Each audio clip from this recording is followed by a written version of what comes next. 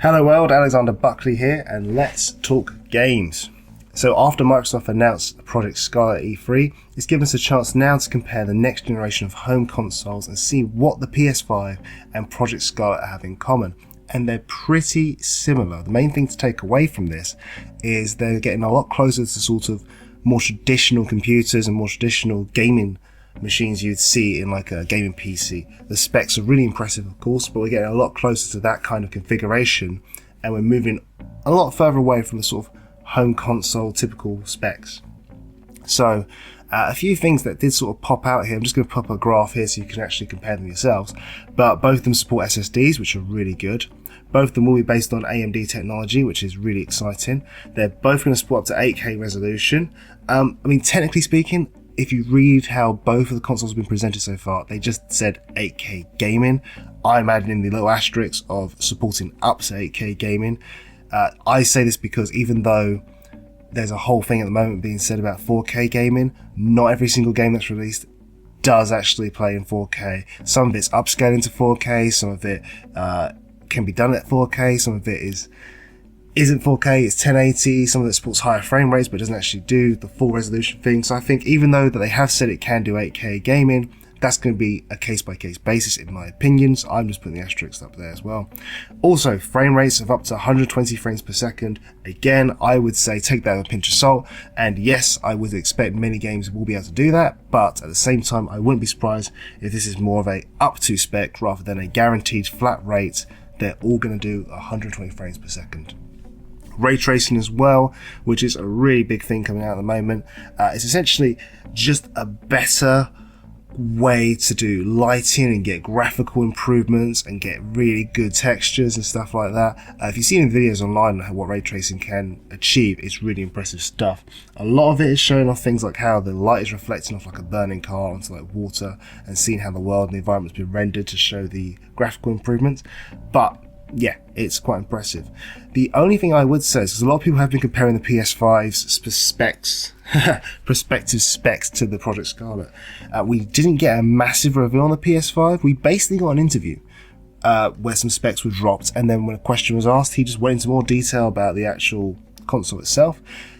So it's not quite, it's a bit unfair to compare them both side by side like that. Like for example, there was no talk of how much more powerful the PS5 is going to be.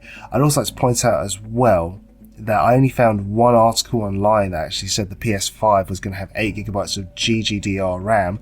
So I put a little asterisk next to that on the table because I couldn't see that in the original interview.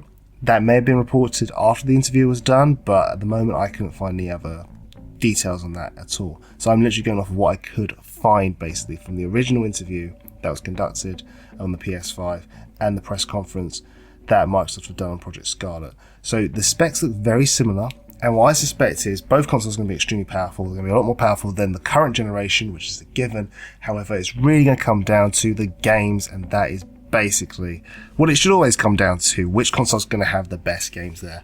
Now, both of them are doing backwards compatibility, although we haven't had a concrete confirmation on that. It's been suggested this is a key focus and they really want to support it. At the moment, it seems to be the rule of thumb is with the PS5, PS4 will probably be supported. There are rumours that it may stretch further back than that, but as many people know, the PS3 was very difficult to develop for, so do not be surprised if the PS3 is something that is not supported. Possibly the PS1, PS2 may be supported. We don't know. As far as the Xbox is concerned, in the press conference yesterday, they did actually say that they are looking to keep that experience going. So if you're a long-term Xbox user, there's a good chance that their ongoing support backwards compatibility will carry over, which is a really good and exciting thing. So I think a lot of this comes down to where have you been gaming over the last couple of years, and also which console has the best exclusives and the best titles, because you're going to get a lot of the same games across multiple platforms anyway. You're going to get your FIFAs and all that type of stuff. Most of your sports titles will cross over like that.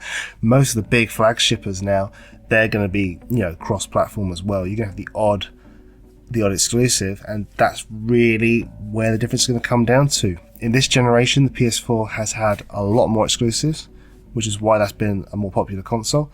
But who knows? We'll see where we go from here.